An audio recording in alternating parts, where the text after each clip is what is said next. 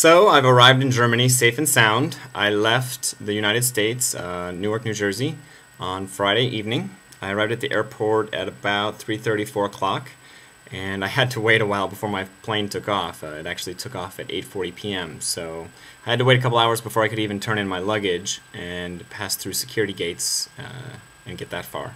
So at 5:15 I was allowed to turn in my luggage and get on my first flight, which flew from Newark to Munich, Germany. And I flew Lufthansa for the first time. So I of course got a Lufthansa frequent flyer miles program, signed up for that. I'm going to be flying back and forth a couple times, so they're part of a Star Alliance, I think, so I think I'll be able to transfer the miles between that and United and maybe a couple of their Star Alliance members, so hopefully it all works out. So I got to Munich, and then I had just enough time to go through Munich's. I had to go through their passport security, and then I had to go through security again before I could get to my connecting flight, and I only had an hour between connections, so luckily it wasn't very busy, and I flew from Munich to Hanover. Hanover is the closest airport to Wolfsburg, which is where I'll be doing my work for Volkswagen. So I'm in Hanover, and I actually have a hotel here in Hanover because there were no hotels available in Wolfsburg for longer than 2 or 3 days. So I have 2 weeks here in Hanover, and then I think I'll have to work something out and see if I can either extend here or if I can switch to a hotel in Hanover after that. But we'll see. We'll see how it goes. So I got to the airport in Hanover, though, and that's where I had to pick up the rental car. And when I got to the rental car place, we're using National. That's EMC's preferred rental car person, is National. So the National desk was closed, but luckily there was a sign to go to the Eurocar desk, which was the only rental car place that seemed to be open, and get a rental car there. So I got a Eurocar rental car via National or somehow. I don't know, it's some weird thing. Got a GPS, so I'm able to find my way around, which is a good thing. And I got to the car. Very nice car, stick shift. And I looked at the top of the stick shift to make sure I knew the gears. There's 5 gears and reverse. Reverse is in the top left, though, usually where first is for us. And then you go one over, and then it's one to it's just different. Reverse is in the upper left corner, and fifth is in the upper right hand corner. I tried to put the vehicle in reverse, and it wouldn't go. Every time I started releasing the clutch, it would go forward, so I was in first. And I kept trying to push the handle over further and further to the left, because according to the diagram, reverse is in the upper left. So I'm trying to go in reverse, and it's not going. There is no way to get any further left. So then I thought, well, maybe the diagram on the gear shift is wrong. Who knows? So I tried every single gear that I could get to, and no luck. No reverse.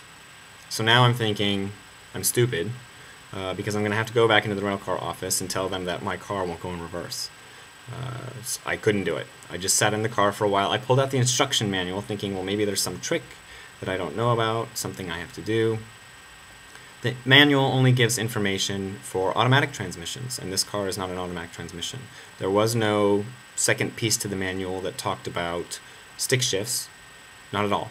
And to boot, the manual was in German, so, I mean, I was hoping that there would have been a picture of the manual transmission and something that I was supposed to do to get it into reverse.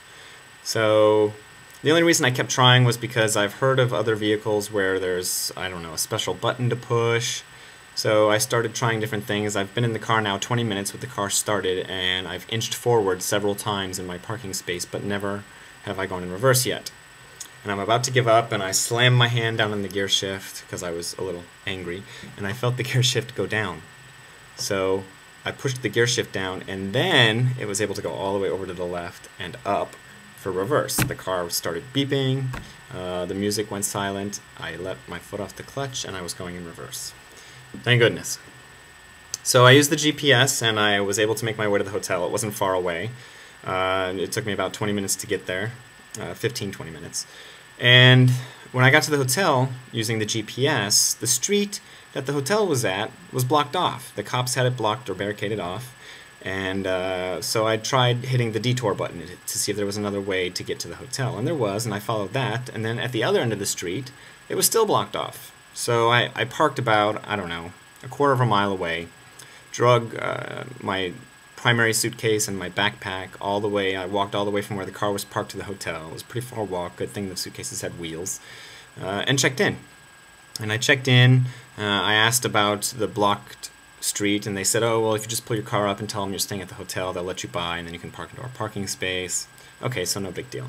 So then I went back out to the car. I moved the car to the parking space. I came into the hotel, got everything situated. I was very tired. I took a nap. I napped for about 5 hours. I probably should have tried to have stayed awake as long as possible. But I arrived at the hotel at 2. I slept till about 7. Got up, ate some dinner, went back to the room, got myself a little bit situated. I didn't get too situated, though, because the hotel room had 2 queen-size beds, and I normally like a hotel room with 1 king-size bed.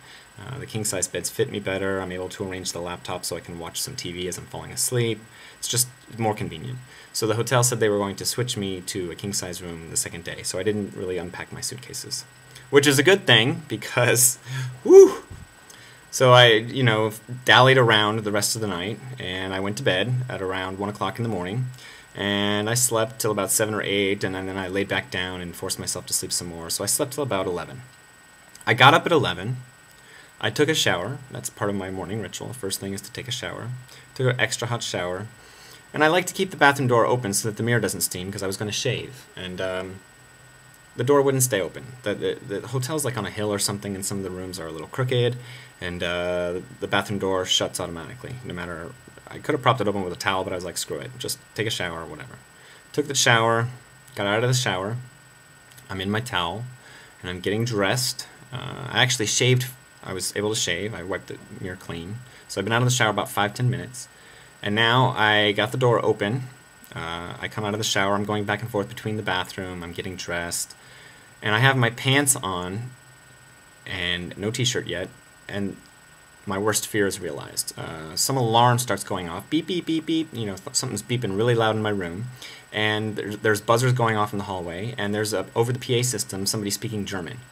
Okay, so I'm freaking out because it's in German. I have no idea what they're saying, but I'm pretty sure it's something along the lines of get the hell out of there. So actually the message replayed. It played the second time. It played in English, and it was get the hell out of the building. So I'm getting dressed, hurried up, and I'm grabbing some stuff, the GPS, the car keys, and just, a few things to take with me so I can get out of the building. When I open the door, there's a man standing at my door, because apparently my room is the room that set off the alarm for the entire building. And I'm watching everybody exit the hotel. Everyone's walking down the hallway, walking through the stairs, not using the elevators, because apparently it's a fire alarm. And my room is the one that set it off. The man, Guten Tag, he comes into the room and he's looking around. There is no fire. I said, I just took a shower. That's all I've done today. And he started laughing, and everyone exited the building. The employees and everything were out on the curb, standing on the curb. The fire trucks come running up. Apparently, I took a very hot shower, and when the steam was released from the bathroom, the sensor was set very low, and it set off the building's fire alarm. So I caused an evacuation of the hotel today. It's great. Great. Only happens to me. These things only happen to me. It was hilarious. But aside from that, aside from my adventures so far, I've arrived in Germany safely. I'm liking Germany a lot better than Paris so far. People speak English, but I'm still forcing myself to learn German. I'm taking my Rosetta Stone lessons. I reviewed some last night. I might have to start over and review a little bit more because it's been about a week and a half since I last took some Rosetta Stone lessons. I went to a mall today. I found my Starbucks already. Germany has not an Apple store, but a very large Apple retailer here, authorized reseller. And I bought an Airport Express so I can share internet connectivity between all of my electronic devices and only have to purchase the internet once. I don't actually have to purchase. My Platinum status has allowed me free internet access at least for 6 days. I might have to get 6 more codes after that, but we'll see. Oh my god, so much has happened in 48 hours and I'm already up to 9 minutes and 30 seconds. These can only go up to 10 minutes. But anyway, I'm in Germany. I'll do weekly updates and I'll tell you about Germany. I'll take some pictures. I'll post them on the blog. And I'll see you guys soon. Bye.